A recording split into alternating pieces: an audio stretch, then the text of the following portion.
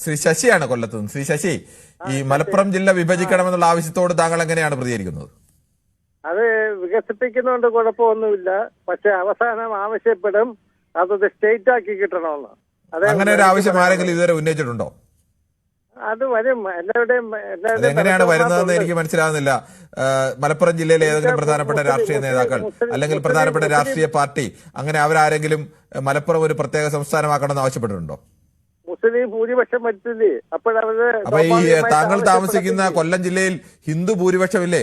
അപ്പൊ അങ്ങനെ താങ്കൾക്ക് അവിടെ ഒരു വേറെ സ്റ്റേറ്റ് ആക്കണമെന്ന് ആവശ്യപ്പെട്ടിട്ടുണ്ടോ? ദൈവമേ, മൂർഖനെയാണല്ലോ ചവിട്ടിയത്. ഇല്ല, ആരും ആവശ്യപ്പെട്ടത് അതേക്കുറിച്ച് ചിന്തിച്ചിട്ടില്ല. അപ്പൊ പിന്നെ മലപ്പുറത്തുകാർ മാത്രം ചിന്തിക്കുമെന്ന് താങ്കൾ എന്താണ് കണക്കാക്കുന്ന കാര്യം? മലപ്പുറത്തുകാരുടെ ജനങ്ങളുടെ രീതി അങ്ങനെയാണ്. അതെങ്ങനെയാണ്? അതിനെന്താണ് താങ്കളുടെ തെളിവ്? എന്താണ് ആ തെളിവ് പറഞ്ഞാൽ ശരിയാവത്തില്ല സാർ. തെളിവ് പറയാൻ ശരിയാകത്തില്ലെങ്കിൽ പിന്നെ താങ്കൾക്ക് പെട്ടെന്ന് തോന്നിയൊരു അഭിപ്രായം പറഞ്ഞാൽ മതിയോ? അല്ല, ഈ ഒരു അഭിപ്രായം ഇവിടെ താങ്കൾ കൊല്ലം ജില്ലയിൽ ഹിന്ദുക്കൾ ഭൂരിപക്ഷമായ കുഴപ്പമൊന്നുമില്ലെന്ന് താങ്കൾ തന്നെ പറയുന്നത്. എങ്കിൽ മലപ്പുറത്ത് മുസ്ലിം ഭൂരിപക്ഷം കൂടുതലായാലും എന്താ കുഴപ്പം? അവിടെ അതാ പറഞ്ഞ മറ്റൊരു സ്റ്റേറ്റ് ആവശ്യപ്പെടും.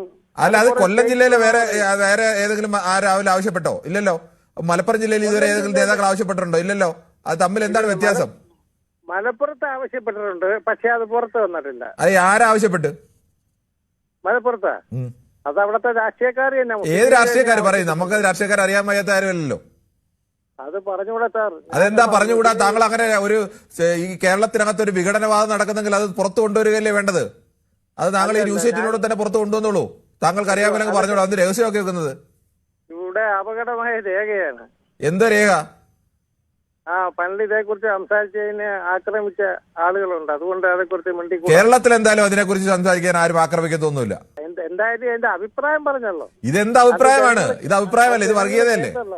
താങ്കൾക്കുള്ള മുസ്ലിം വിരോധം താങ്കൾ പറഞ്ഞു. അതിനപ്പുറത്തേക്ക് എന്താണ് അതിൽ എന്താ അഭിപ്രായം ഇതിനകത്ത്?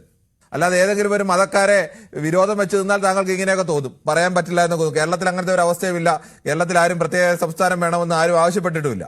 ഇത് ചില വാട്സാപ്പ് യൂണിവേഴ്സിറ്റികളിൽ നിന്ന് വരുന്ന പ്രചരണങ്ങളാണ്. അത് വിശ്വസിച്ചാൽ താങ്കൾക്ക് അങ്ങനെയൊക്കെ തോന്നും. സാറിന്റെ മനസ്സിൽ ഇതിരിക്കട്ടെ. എന്റെ മനസ്സിൽ ഇതൊന്നും ഇരിക്കട്ടെ. എനിക്കിതൊക്കെ കേട്ടാൽ മനസ്സിലാവും ശ്രീ ശശി. എനിക്കിതൊക്കെ കേൾക്കുമ്പോൾ കൃത്യമായി മനസ്സിലാവും താങ്കളുടെ മനസ്സിൽ എന്താണെന്ന്. ഇതിപ്പോ വെയിറ്റിംഗ് ലിസ്റ്റ് ഒരുപാട് പേരുണ്ട് സാർ. അവരുടെ അഭിപ്രായങ്ങളൊക്കെ കേള്. ശരി, ഓക്കെ.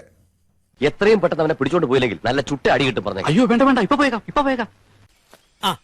അതെ, നാളെ ചെലവ് എന്റെ വകയാ. എന്റെ ഈ ശശി എന്നുള്ള പേരുണ്ടല്ലോ, അത് ഗസറ്റി കൊടുത്ത് അങ്ങ് മാറ്റി. ശശിയുടെ പുതിയ പേരെന്താ ശശി? സോമൻ. എങ്ങനെ? സോമൻ. ഇപ്പോഴാണ് നീ ശരിക്കും ശശിയായത്.